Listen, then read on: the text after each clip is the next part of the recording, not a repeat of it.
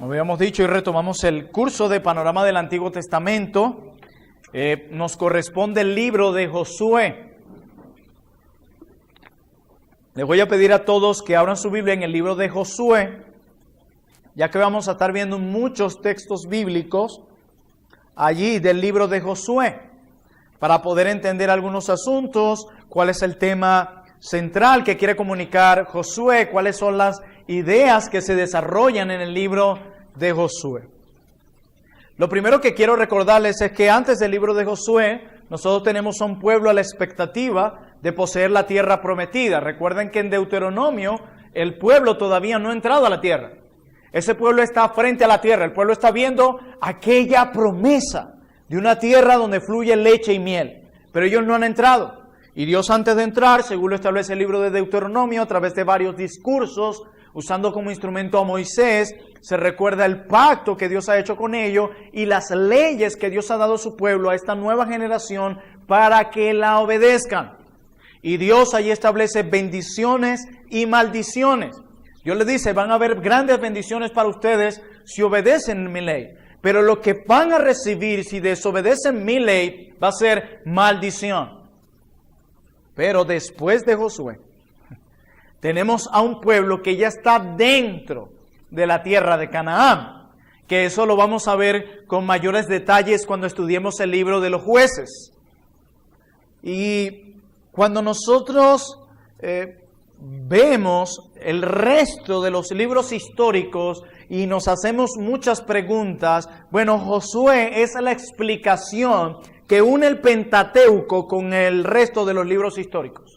El libro de Josué es una narrativa, se nos está dando una serie de acontecimientos que se dieron en un tiempo dado de la historia. Cada uno de los eventos que vamos a estudiar esta noche son eventos reales, ninguno de ellos son ficticios. Ocurrieron en un momento del obrar de nuestro Dios que vive y reina para siempre. La pregunta es, o la idea es, nosotros sabemos cómo ellos llegaron hasta allí, pero la pregunta que surge es, ¿cómo entraron a la tierra prometida? ¿Cómo pudieron vencer a los habitantes de esas tierras que 10 de los espías enviados por Moisés clasificaron como gigantes? ¿Ustedes se acuerdan de ese momento, de ese anuncio? Bueno, y una buena pregunta que surge es, ¿cómo este pueblo pudo entrar a esta tierra luego de este anuncio tan impactante de parte de los espías? Porque, hermanos, eso no iba a estar fácil, debido a que los espías dicen, mira, ahí como gigantes, eso es terrible entrar allí. ¿Cómo entraron? Bueno, Josué es la explicación de cómo entraron.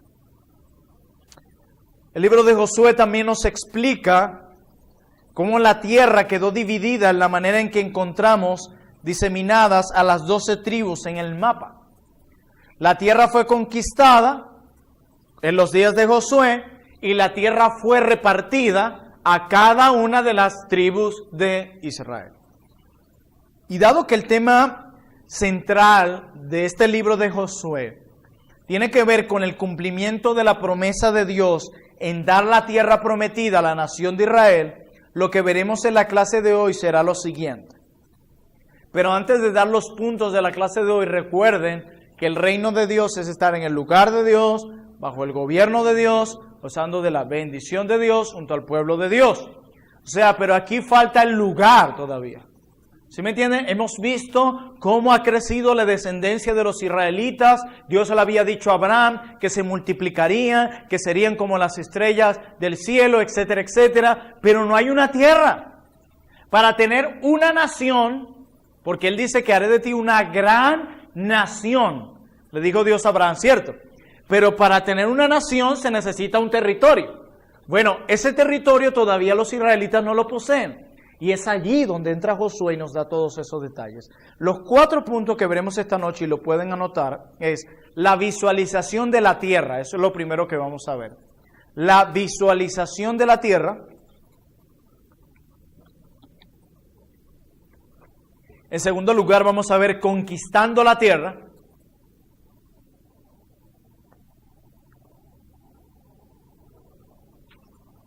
En tercer lugar, dividiendo la tierra.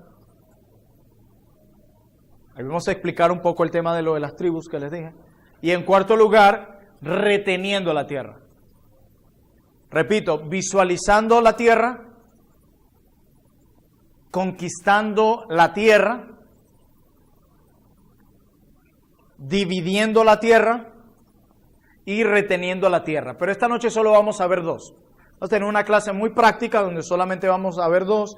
El próximo miércoles vamos a ver dividiendo la tierra y reteniendo la tierra. Hoy y esta noche yo voy a explicarles la visualización de la tierra y conquistando la tierra.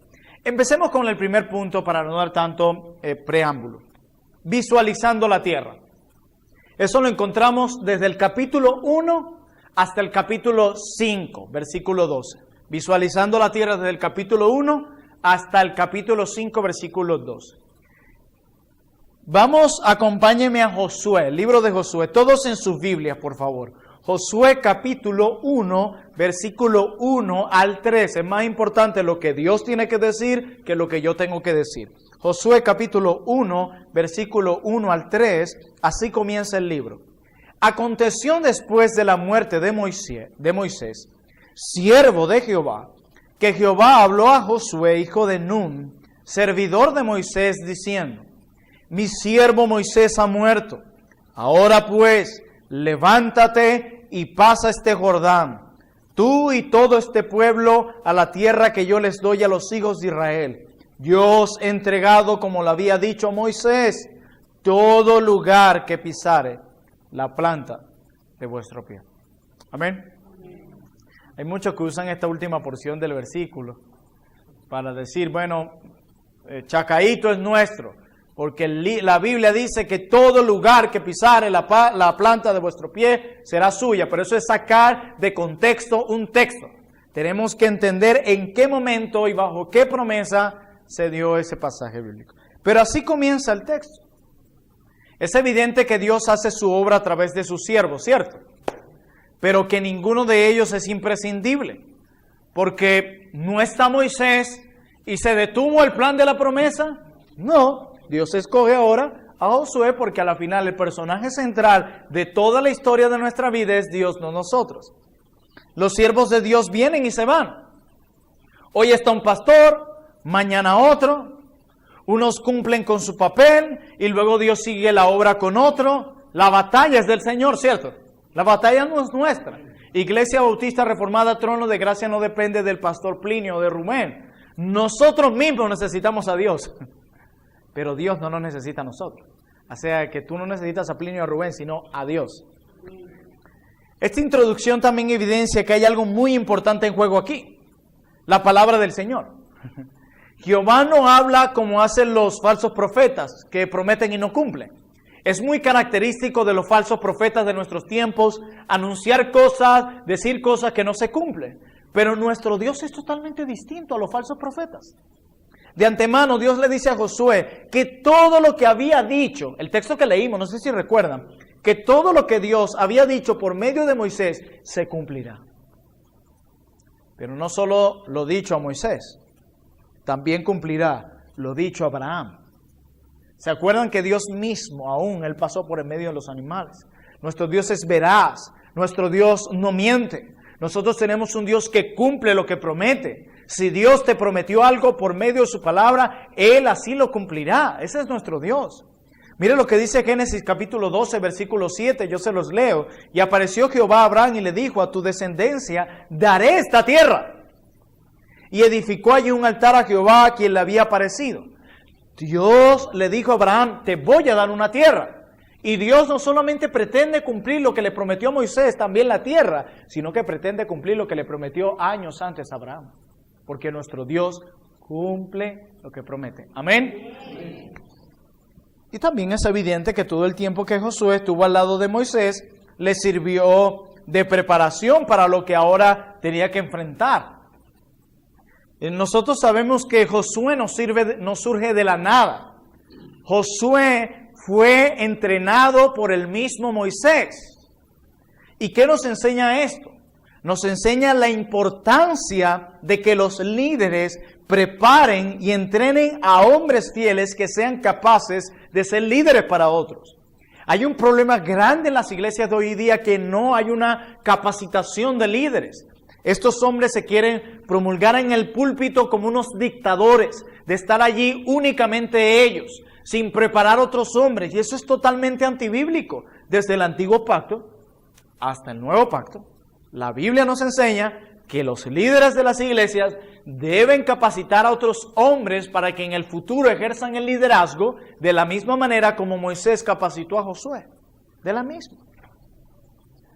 Pero allá lo que vemos en el verso 5 del capítulo 1. El Señor promete a Josué que estaría con él como lo estuvo con Moisés. Eso es hermoso.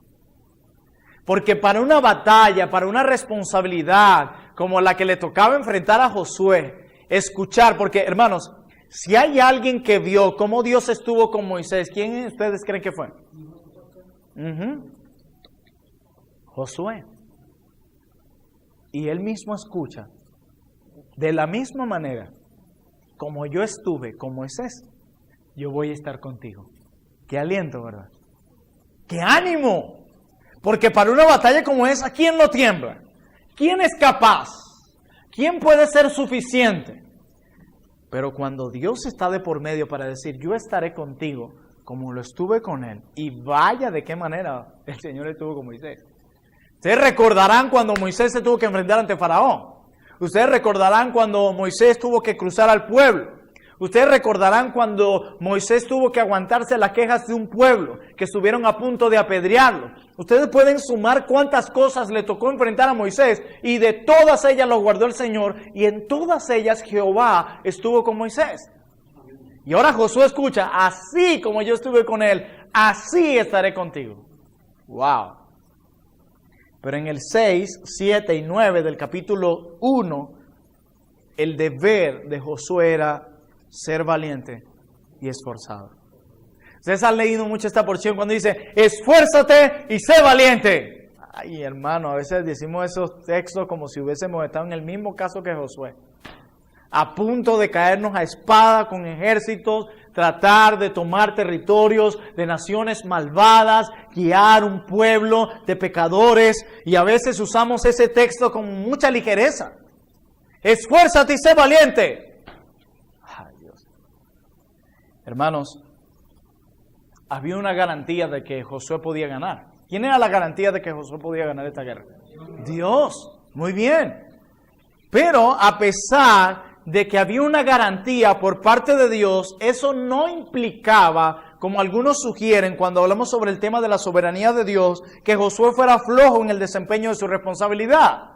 Ah, bueno, pero como mi garantía es Dios, me cruzo de brazos y Él va a pelear por mí. De hecho, yo desde mi cama y Dios moviendo espada y cortando cabeza, y el tierra es para nosotros. ¿Verdad que no? Por el contrario, Josué debía mantenerse enfocado en toda la labor que tenía por delante. La soberanía de Dios absoluta nunca anula la responsabilidad humana. Nunca. Acuérdense que estamos en el primer punto, visualizando la tierra. Pero nos llama mucho la atención una exhortación que se hace en el capítulo 1 del libro de Josué. La exhortación que se hace en el verso 8 de Josué capítulo 1. Eso llama mucho mi atención. Vamos a leerla. Josué capítulo 1, versículo 8. Vamos a ver con detalle esta exhortación antes de entrar a esta batalla. Dice, nunca se apartará de tu boca este libro de la ley, sino que de día y de noche meditarás en él, para que guardes y hagas conforme a todo lo que en él está escrito, porque entonces harás prosperar tu camino y todo te saldrá bien. Este es otro pasaje que usamos comúnmente para animar a la gente. Lee la Biblia y te irá bien. Y sí, nos va a ir bien. Hay bendición, dice el Salmo 1, para nuestras almas. Pero en su contexto inmediato, si Josué meditaba en las Escrituras, las guardaba y las ponía por obra, ¿cuál era la bendición más pronta? ¿En qué le iría bien? En la guerra, en la conquista de la tierra. Así que Dios estaba supeditando el éxito de la campaña a la actitud de Josué hacia las Escrituras. Dios les dice, esta campaña, esta guerra que se aproxima, Josué, va a ser una guerra terrible. Vas a tener que tú ser el líder en esta guerra. Pero la victoria, el éxito de esta victoria está supeditada a la actitud que tú tengas hacia las Santas Escrituras. ¿Qué es eso? Y hasta ese momento se limitaban las Escrituras a solo los primeros 5 libros, o sea, el Pentateuco. A esa Escritura es a la que Dios se refiere en ese momento. En ella medita en Génesis, Éxodo, Levítico, Número, Deuteronomios, y cuídate de ponerlas por obras. Si lo haces, te irá bien en lo que viene. Wow, hermanos, qué hermoso, ¿verdad? Vemos a Dios preparando a José para el gran día de la conquista, a Josué. Pero también vemos a Josué preparando al pueblo. Dio órdenes a sus oficiales para que proclamaran el siguiente anuncio. Miren las órdenes que da Josué. Acuérdense que estamos en el punto 1. Están visualizando la tierra. Todavía no han entrado. Van a entrar a conquistarla, a tomar esa promesa que Dios ya había dado. Dice Josué 1:11. Acompáñenme ahí en sus Biblias. Estas son las órdenes que da Josué a sus oficiales. Josué 1:11. Pasad por el pueblo en medio del campamento y mandad al pueblo diciendo, preparaos comida, porque dentro de 3 días pasaréis el Jordán para entrar a poseer la tierra que Jehová vuestro Dios os da en posesión. Wow. Él no dijo, bueno, Dios es soberano, ya le prometió la tierra, que Dios les hable a cada uno, yo voy a descansar, muchachos, avísenme cuando ya la tierra esté conquistada. ¿Verdad que no? Actúa. Y un punto importante de esta sección es que Dios les hace saber que la tierra es un regalo que Él les iba a entregar. Y eso me fascina a mí. Porque no era algo que ellos se ganaron. No era algo que los israelitas merecían. No era algo de eso. Mire lo que dice Josué 1:2. Acompáñenme ahí. Josué capítulo 1, versículo 2. Miren la parte final, dice, a la tierra que yo les doy a los hijos de Israel. Miren Josué capítulo 1, versículo 3. Yo os he entregado, como lo había dicho Moisés. Miren Josué capítulo 1, versículo 6. La tierra, parte final, la tierra de la cual juré a sus padres que les daría. Si se dan cuenta, la tierra que yo les di, la tierra que yo juré, la tierra que yo prometí. O sea, que no es que ellos eran los bellos que se merecían esa tierra, no. Ellos eran tan malvados como las otras naciones, que sí, había una gran maldad en los cananeos, pero no era que los israelitas lo estaban recibiendo por mérito, era por gracia. Era Dios mismo quien se las estaba dando. Así que desde el punto de vista humano, ellos tenían un reto enorme por delante. Pero la realidad de la soberanía de Dios en cederles esa tierra debía hacerles valientes y esforzados. Y a partir del versículo 12 de Josué capítulo 1, del primer capítulo, leemos cómo Josué se asegura que las 2 tribus y media que se quedarían en Transjordania cruzarían para pelear con ellos. Los rubenitas, gaditas y la media tribu ¿de quién? Manasés. Así es. Le confirman su compromiso solemne a Josué de no quedarse habitando con los suyos hasta tanto la tierra no haya sido conquistada. Según Josué 18, Josué versos 16 al 18, del capítulo 1, dice, cualquiera que fuere rebelde a tu mandamiento, que muera. Josué envía 2 espías a una misión de reconocimiento, ¿saben dónde? Jericó. Envía a los 2, quiero que vayan a reconocer. Inmediatamente hay algo que nos sorprende. ¿Qué ustedes creen que es lo sorprendente cuando envía a estos espías?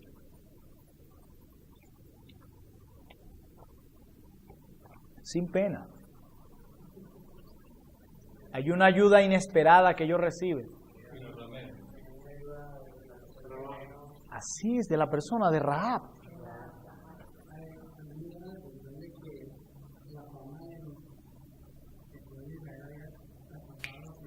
Así es, así es.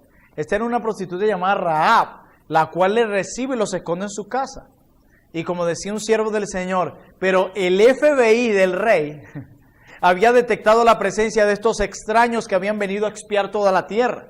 Pero Rahab los despista y les brinda una oportunidad de escape, ¿se acuerdan? Y esa mujer había sido tocada por el testimonio de Dios de Israel que había llegado a sus oídos, lo que decía mi hermano. Hasta allá había llegado el testimonio de Israel.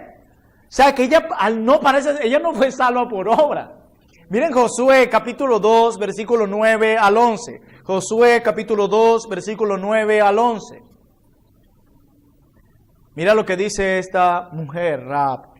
Sé que Jehová os ha dado esta tierra, porque el temor, dice, de vosotros ha caído sobre nosotros, y todos los moradores del país ya han desmayado por causa de vosotros. Porque hemos oído que Jehová hizo sacar las aguas del Mar Rojo delante de vosotros cuando saliste de Egipto, y los que habéis hecho a los 2 reyes de los amorreos que estaban al otro lado del Jordán, a Sehón y a Og, a los cuales habéis destruido. Oyendo esto ha desmayado nuestro corazón, ni ha quedado más aliento en hombre alguno por causa de vosotros. Mira la convicción de esta mujer aquí. Porque Jehová vuestro Dios es Dios arriba en los cielos y abajo en la tierra. ¿Ven hasta dónde había llegado la fama de Jehová? Ese debería ser nuestro deseo de todo cristiano. Que todo el mundo, en cada lugar, diga, sí, yo he escuchado sobre ese Dios. A veces más bien cuando escuchamos a incrédulos que dicen, sí, yo he escuchado a ese Dios es todo demonios, la gente hace esto, aquello. Uno le da esa indignación del Dios que han tratado de dar a conocer algunos evangélicos. Incluso un Dios que presentan muchos evangélicos que tiene las manos atadas. Esta mujer en aquel tiempo dice, no, este Dios es Dios de arriba de los cielos y de abajo de la tierra. Él es soberano y rey sobre todo. Esta ex ramera, Rahab, tenía mejor convicción que la que tienen muchos evangélicos hoy. Y luego de comprometerse con rescatar a Rahab, los espías regresan con un reporte muy distinto al de Cades Barnea. Leamos Josué capítulo 2, versículo 24. Y dijeron a Josué, Jehová ha entregado toda la tierra en nuestras manos, y también todos los moradores del país desmayan delante de nosotros. Este reporte fue muy distinto a aquel, ¿se acuerdan? Muy diferente aquí. Tranquilo, esto es nuestro. Ellos desmayan por nosotros. Esa tierra es nuestra, Josué. Vamos por ellos. ¿Ustedes se imaginan estar ahí en medio del pueblo de Israel, ser parte de ellos y escuchar a estos espías? Y seguir uno se mira a la cara y dice, ¡wow! Esto va a ser nuestro. Es una cuestión de emoción para este pueblo. Esto no era algo simplemente frío. Ellos están emocionados por la promesa de Dios. Y el caso de Rahab nos sirve de adelanto para lo que luego se vería más claramente, a saber, o sea, la inclusión de los gentiles en los planes salvadores del Señor, porque Rahab era una gentil. Pero hay otro obstáculo que los israelitas tenían que vencer antes de entrar a poseer la tierra. ¿Cuál creen que era ese obstáculo?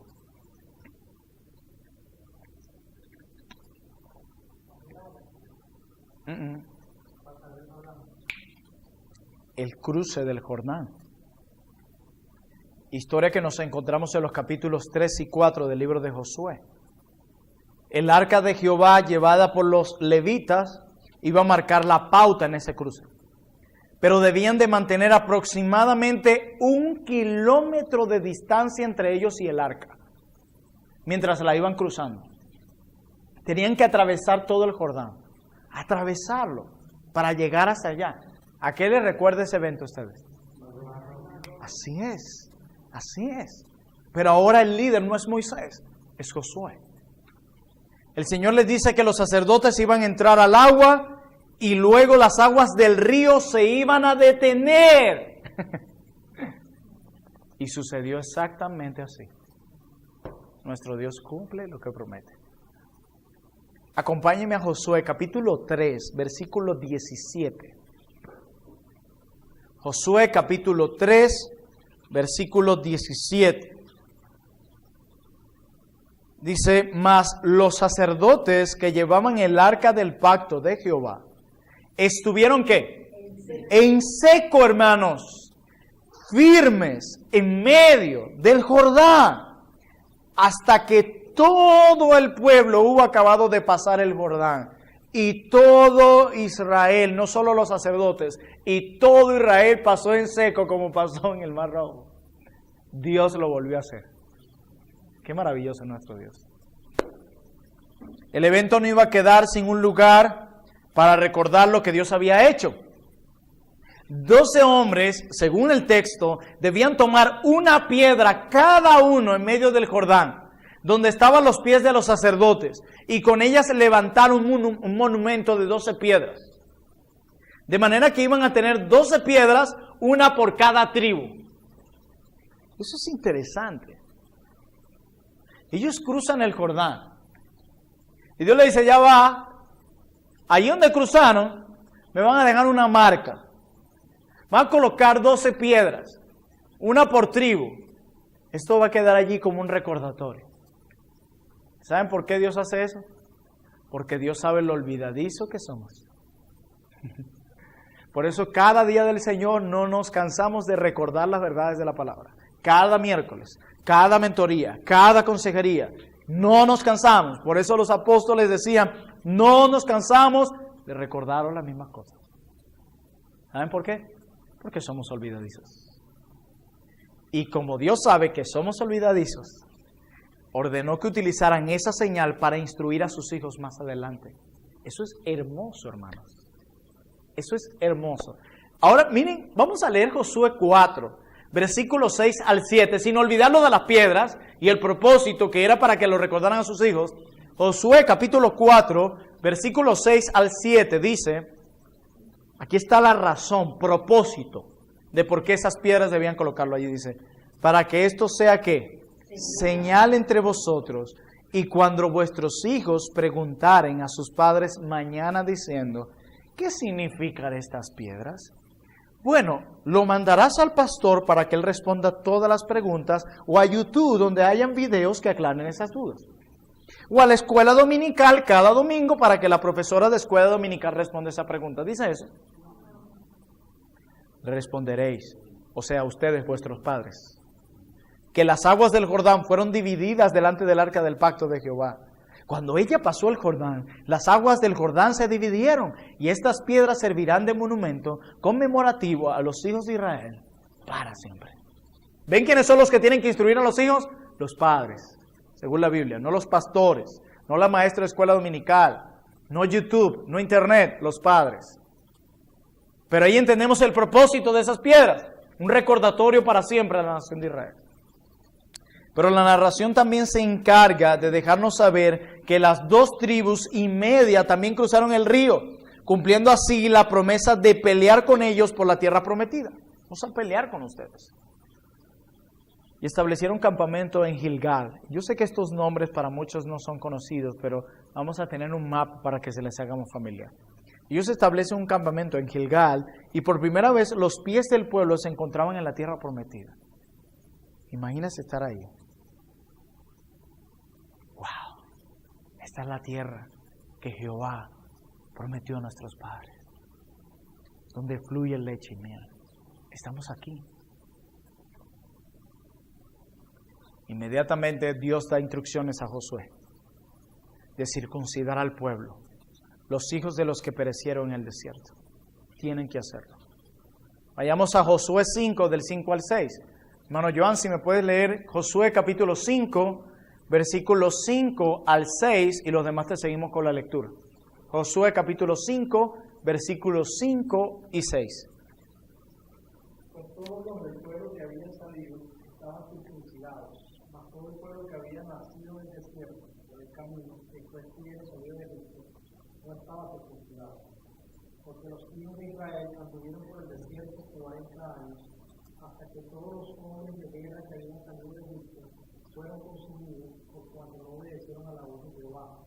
Por lo cual Jehová les juró que no les dejaría ver la tierra, en la cual Jehová había jurado a sus padres que nos daría, tierra que fluye de su miel. Gracias, mi hermano. ¿Qué podemos observar aquí? Que la circuncisión externa no es necesariamente indicativo de la circuncisión del corazón. porque el texto dice que sus padres se habían circuncidado. Pero ¿qué hizo Dios con ellos? Los acabó, por cuanto no obedecieron la voz de Jehová. Quiere decir que ese acto externo no significa que se haya dado una circuncisión del corazón. Los que perecieron en el desierto estaban circuncidados, pero no obedecieron la voz de Jehová. Pero los hijos de ellos no estaban circuncidados, pero el Señor los levantó en su lugar. El problema de aquellos fue que no oyeron la voz del Señor. Eso es lo que dice. No oyeron la voz del Señor. No oyeron la voz del Señor. Y esta es la advertencia que el autor de Hebreos hace sonar mucho en su libro. Debemos asegurarnos, hermanos, de que estamos escuchando obedientemente la voz del Hijo de Dios. Porque aquellos hombres, por no escuchar la voz de Dios, fueron destruidos por Jehová. Eso hará toda la diferencia entre los que pertenecen solamente al pueblo visible y los que en verdad tienen una relación con Jesucristo. Se trata de tener una relación con Jesucristo, que mis anhelos sean hacia Jesucristo. Pero hay dos cosas más que marcaron el inicio de una nueva etapa en la historia de Israel. Recuerda que estamos cuando ellos visualizaron la tierra. Hay dos cosas. ¿Cuáles creen ustedes pasaron allí interesantes cuando ellos estaban allí en medio de la tierra, entrando? Oye, mi hermano, usted está como una hojilla hoy, ¿eh? Muy bien. Celebraron la Pascua. El maná dejó de caer. Nunca más tuvieron maná. Y sobre estos últimos eventos alguien comentó lo siguiente. Al celebrar los dos sacramentos del Antiguo Testamento, que recordaban las promesas de Dios como lo era la Pascua, y la gracia redentora de Dios, se recordaba a los israelitas que estaban participando en una misión espiritual, más que en una campaña militar. Es interesante que antes de conquistar la tierra, Dios le permita echar mano de dos recordatorios importantes como fue la celebración de la Pascua. Fue hermoso eso, porque Dios le está diciendo, lo que ustedes van a hacer no es solamente un ataque militar, esto es espiritual. Esto están mis promesas de por medio, está su Dios, están mis promesas redentoras aquí. Ya vimos el primer punto. ¿Vieron todo lo que pasó mientras visualizaron la tierra? Bueno, vamos a ver nuestro último punto en el que voy un poco más rápido. Conquistando la tierra. Ya la conquista de la tierra se da en el capítulo 5, versículo 13, hasta el capítulo 12, versículo 24, hasta donde pretendo llegar hoy. Conquistando la tierra, capítulo 5, versículo 13, hasta el capítulo 12, versículo 24. Ustedes pensaban que cruzar el Jordán lo era todo. Cruzar el Jordán era solo el principio. Así es, el comienzo. Ahora tenían que conquistar y poseer la tierra, pero ¿y qué de los pueblos que estaban allí? Eso no estaba vacío. Eso no estaba limpiecito esperando que ellos llegaran. Había hombres de guerra allí. Y hay algo interesante con los cananeos y todas esas naciones que estaban allí. Ellos estaban acostumbrados a la guerra.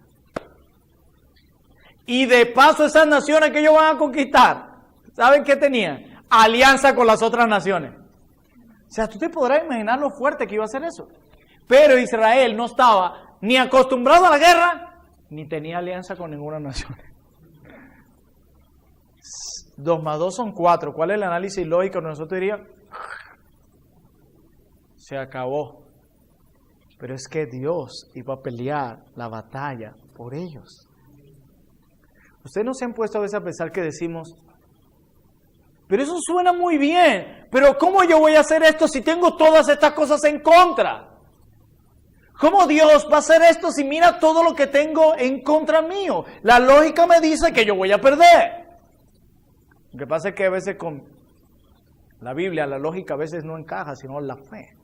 Y la fe en verdades reales y concisas, que nuestra mente con la lógica a veces le cuesta entender. Y ellos dirían, ¿nosotros ganar? Sí, ellos son... ¿Saben cuál era la única ventaja que tenían los israelitas al invadir, por ejemplo, Canaán? Que eran menos que ellos. Pero ese poquito que había, o sea, menos que ellos, eran unos duros peleando. y tenían alianza con todas las naciones. Cualquier ataque, se acabó Israel. Pero ¿qué era lo que hacía la diferencia de los israelitas? Jehová. Él pelea la batalla por nosotros. Y no siempre, humanamente hablando, las cosas siempre están en contra. Pero requiere la fe. Entonces ellos van a conquistar la tierra. Tierra que no era de los cananeos. Tierra que no era ni siquiera de los israelitas. Tierra que no era de los seduceos. No. La Biblia dice de Jehová es la tierra y su plenitud, el mundo y lo que en él habitan. Eso es lo primero que hay que entender. A Dios se le pertenece todo y Él tiene derecho sobre todo. Hermano, nuestro Dios gobierna sobre todo el universo. Venezuela, Colombia, Perú, Ecuador, Estados Unidos, sobre todo eso gobierna nuestro Dios.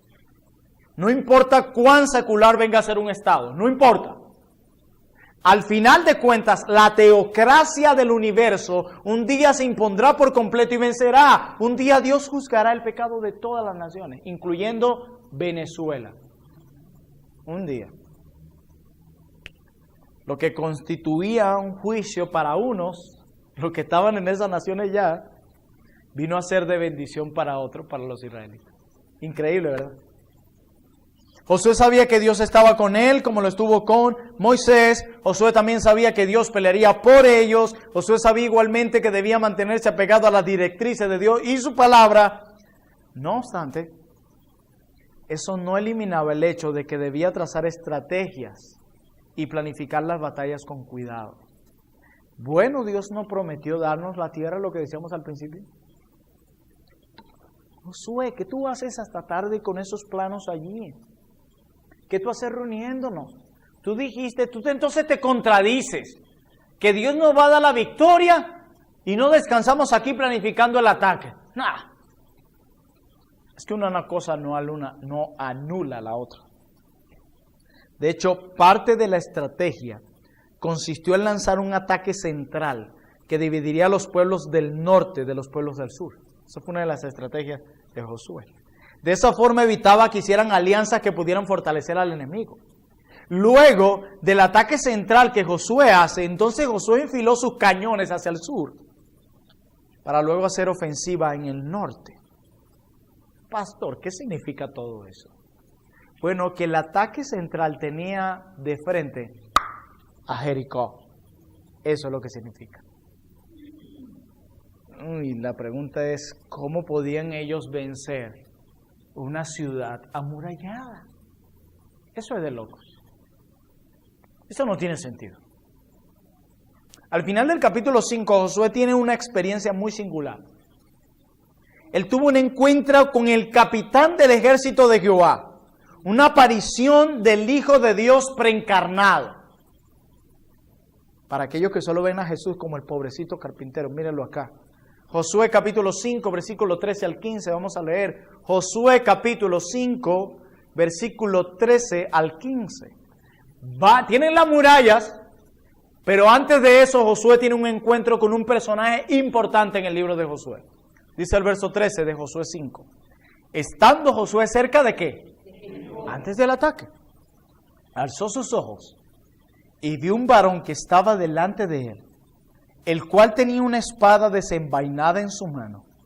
Y Josué yendo hacia él le dijo, ¿eres de los nuestros o de nuestros enemigos? Él respondió, no, mas como príncipe del ejército de Jehová he venido ahora. Hermanos, este es el Hijo de Dios preencarnado. Entonces Josué, postrándose sobre su rostro en tierra, le adoró. ¿Quién es el único que es digno de ser adorado? Y le dijo, ¿qué dice mi Señor a su siervo? Y el príncipe del ejército de Jehová respondió a Josué, quita el calzado de tus pies, porque el lugar donde estás es santo. Y Josué así lo hizo. ¿A quién le recuerda eso? Dios mismo. Este es Jesús. Y hay algo interesante porque Josué le dice, hey, ¿eres de los nuestros o de aquellos? Y él dice, de ninguno de los dos.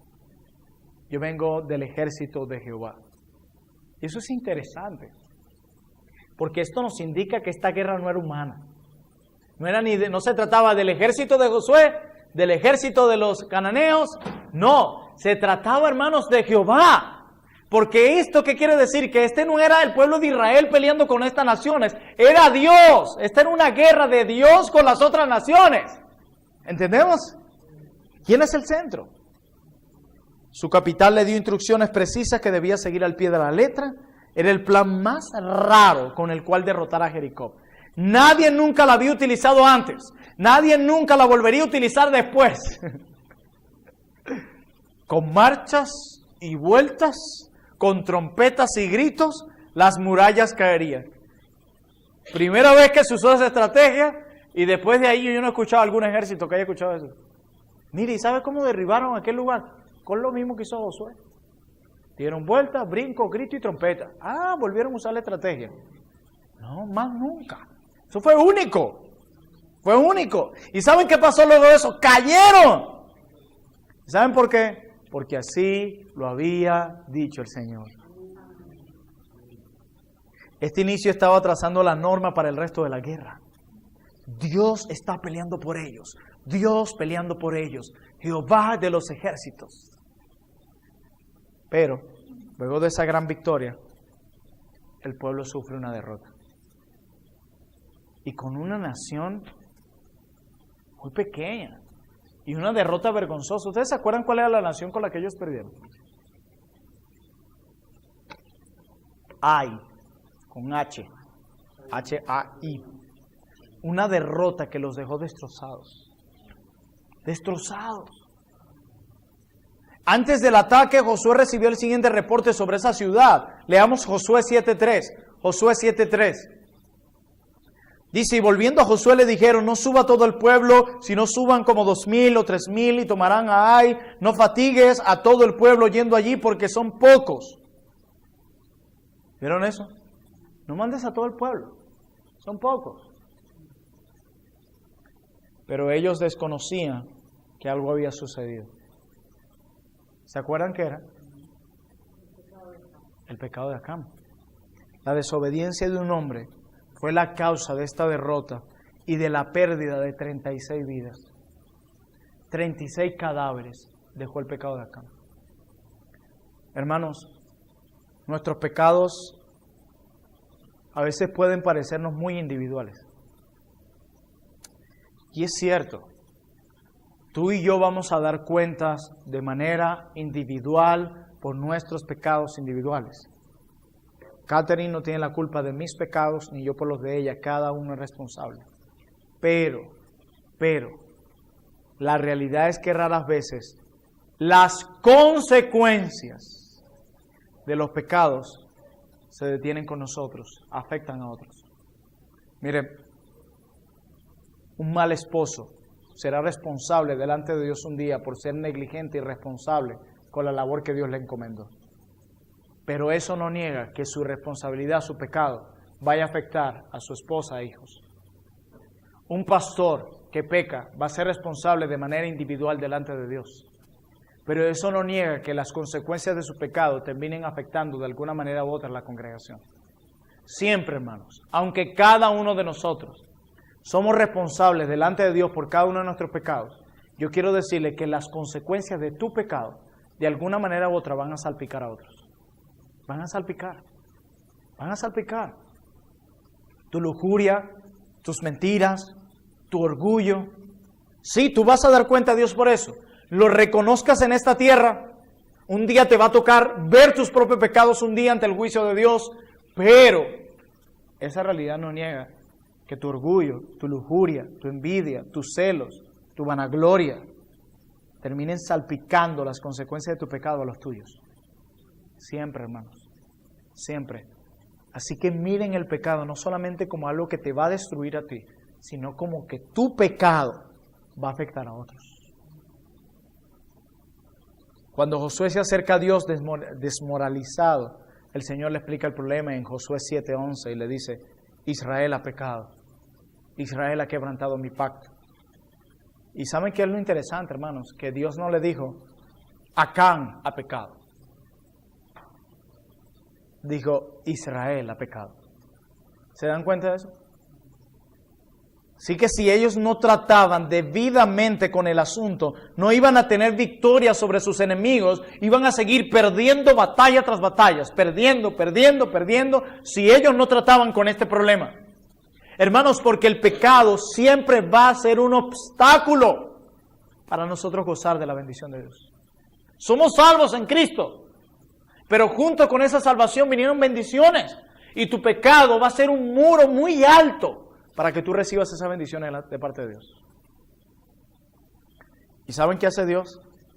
Dios expone al culpable y el pueblo tiene que lidiar con el problema debidamente. Eliminando el problema de Acán, ahora el pueblo vence a Ai. ¿Y saben a quién afectó el pecado de Acán? A él y a su familia. Los mataron, ¿se acuerdan? ¿Han leído esa historia? Los matan a todos. ¿Y saben a quién Dios manda a tratar con el pecado de ese hombre? A todo el pueblo. No a Josué, que era el líder, a todo el pueblo. Y así es en la iglesia del Señor.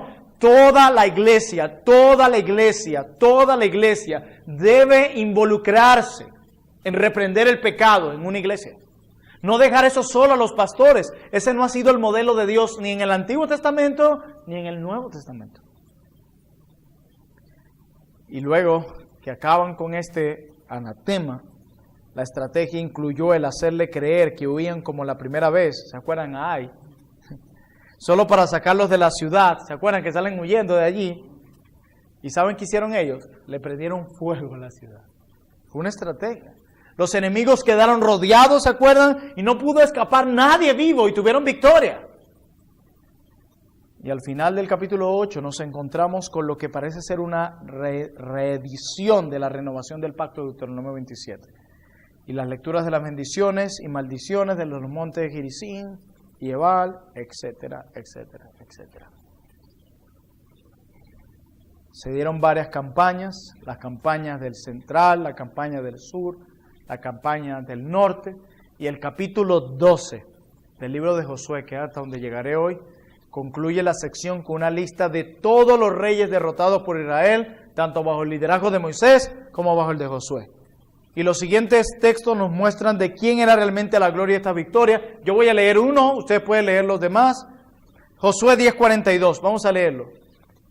Josué 10:42.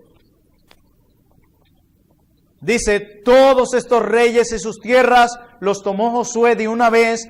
¿Por qué? Porque Jehová, el Dios de Israel, ¿qué hacía? Peleaba por Israel. Él el que merecía toda la gloria en toda esta guerra. Hermanos, la Biblia enfatiza que la conquista y división de Canaán no sucedió por la fortaleza militar de Israel, sino por la fidelidad de Dios. Amén. Nuestro Dios es muy fiel. Esta sección es ciertamente un avance de la gran victoria que espera el pueblo de Dios cuando los reinos del mundo vengan a ser de nuestro Señor, de nuestro Cristo. Ver la lista celestial de todos los poderes que Jesús ha vencido, está venciendo y vencerá, será de mucho ánimo para nosotros. Mira, hermanos, hemos visto hoy qué sucedió antes de ellos visualizar la tierra y cómo empezaron a conquistar la tierra. Y si hay algo que vemos en los dos puntos, es a Dios guiando y a Dios peleando. Quiere decir que el personaje de esta historia central no es Josué, es Dios. Él otorgó la victoria. Y hay algo interesante aquí, hermanos. Nosotros, cada uno tiene sus guerras. Y yo creo que si medimos o tratamos de comparar cada una de nuestras batallas con la que le tocó lidiar a Josué, nosotros tenemos pequeñitas guerras. Que sí, para cada uno de nosotros pueden verse grandes, porque no todos tenemos las mismas pruebas. Yo no tengo las mismas pruebas que Antonio. Daniel no tiene las mismas pruebas que yo. Jackson no tiene las mismas pruebas que Gianfranco. Y viceversa. Pero ¿saben qué es lo que tenemos todos aquí en común? Que tenemos el mismo Dios. Amén. Así que no importa nuestras batallas, Él nos dará la victoria. Y lo interesante de toda esta guerra es que es redentora, porque Él había prometido darles esta tierra a este pueblo. Y Dios lo iba a cumplir. ¿Cuántas cosas Dios nos ha prometido? Y yo quiero decirte que son demasiadas. Pero también junto con eso quiero decirte que Él las va a cumplir. Él prometió salvarnos. ¿Lo cumplió o no? ¿Nos salvó? Él prometió santificarnos. ¿Lo está haciendo o no? Él prometió darnos sustento y abrigo. ¿Nos los está dando? Lo prometió. ¿Entraremos a la ciudad celestial un día y lo veremos cara a cara? Sí, porque Él lo prometió. Yo estoy seguro de eso porque Él lo prometió. Que Él me va a levantar aun cuando me sienta tan frágil y tan débil y tan desprotegido o desprotegida. Sí, ¿saben por qué? Porque Él lo prometió. Yo debo aferrarme a las promesas de mi Dios y saber que Él ha prometido pelear las batallas por mí. Y no solamente Él está peleando una batalla por nosotros, para una tierra como Canaán. Cristo peleó la batalla en la cruz para que tú y yo podamos entrar a la ciudad celestial. Y eso es mucho más. Eso es mucho más. Así que el cielo para los hijos de Dios ya fue ganado por Cristo. Y esa es la esperanza de nosotros. De que pronto, amados hermanos, estaremos en nuestra casa. Estaremos en nuestro hogar final. Y viviendo todos junticos donde no habrá llanto ni dolor. Y todo a que Cristo conquistó y ganó la batalla ahí en la cruz. Y venció, ¿sabes cuándo? Cuando se levantó de entre los muertos, haciéndolo como nadie nunca lo haría. Tú dirás, Lázaro se levantó de entre los muertos. Sí, pero volvió a morir. Mas Cristo no. Ascendió a los cielos y está sentado a la diestra del Padre, intercediendo por ti y por mí, con nombre y apellido. Y conoce cada una de nuestras batallas. Y cada promesa que tú necesitas para tu lucha, Él la compró en la cruz. Y todo esto, todo este desarrollo, para cumplir la promesa del Mesías para nuestra salvación. Oremos.